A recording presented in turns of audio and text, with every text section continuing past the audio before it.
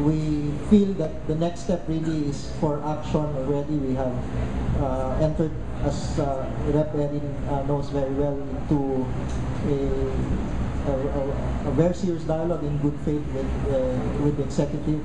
We've been very reasonable, I would say, with respect to the consideration of the various concerns, and we really believe, based on experience as well, that the second regular session is really the only opportunity to have a significant measure like this passed.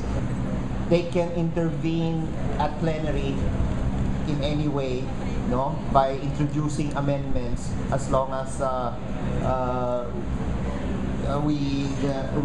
authors and the supporters in the House agree to such amendments.